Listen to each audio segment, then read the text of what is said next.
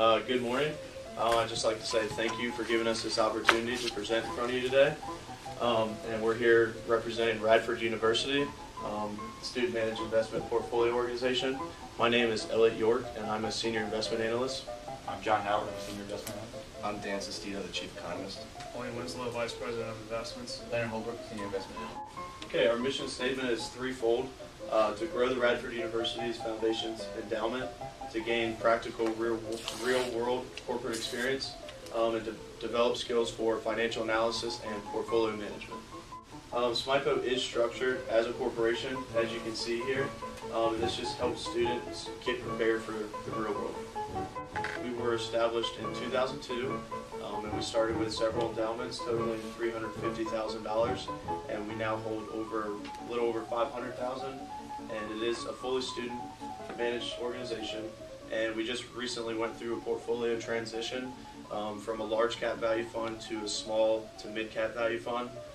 In large part, this was due to Fama and French's research, which concluded that small and mid cap value funds outperform over the long run. Security Alex will be talking about is Deluxe here in the business service segment. All right, so Deluxe, what we do, like Dan said, we do a top-down approach. So the first thing I did when Deluxe popped on the screen is do sort of a macroeconomic analysis. So what we do is we usually run about 3 different valuation models, and then each analyst will weight those models based on the assumptions that go into them and how valid they think those assumptions are. So what I did for this was the dividend discount model to start with, which yielded a $25.74 price. The reason I weighted that for 60% is because I felt very comfortable using a 4.5% growth rate, given that all analysts that cover the stock figured that earnings and free cash flow would grow on about a 6.5% clip. So 4.5% sounded pretty reasonable to us. We were really comfortable with that number, so we got a big weight of 60%. Free cash flow actually yielded $59.96 for a price. The reason that only got a 10% weight is because over the last 4 years, Deluxe has initiated a $625 million cost-saving plan, and it's actually worked, but that's made free cash flows very volatile, providing a large growth rate which was unsustainable. So it only got a 10% weight because we didn't feel the model returned exactly what we felt the fair value was.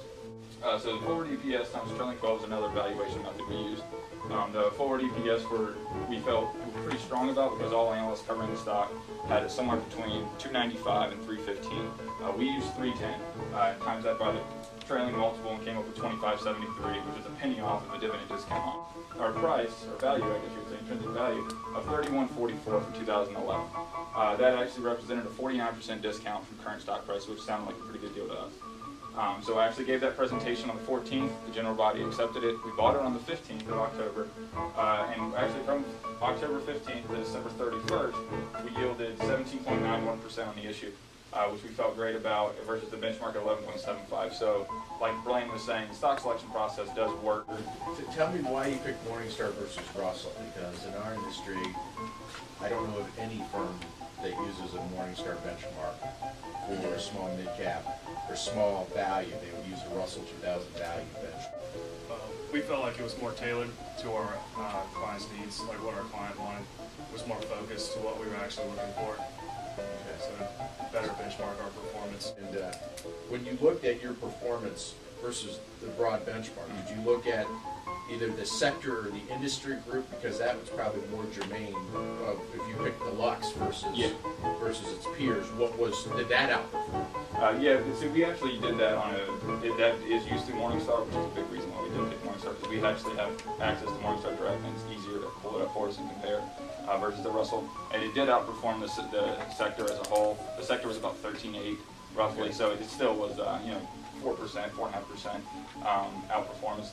You mentioned also, what if the stock drops 20%? I don't know what it is. Is it about 10%? 10%. Yeah, we get alerted by Morningstar when that happens, and we are forced to do a reevaluation of that. Okay.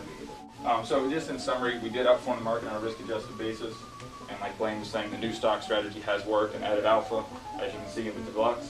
And if we continue to use it, moving forward in 2011, we're going to start allocating again, using those two together, and continue to use our Morningstar Direct to increase our valuation skills. We're going to continue to meet our clients' needs, and so we actually feel really comfortable going forward. We really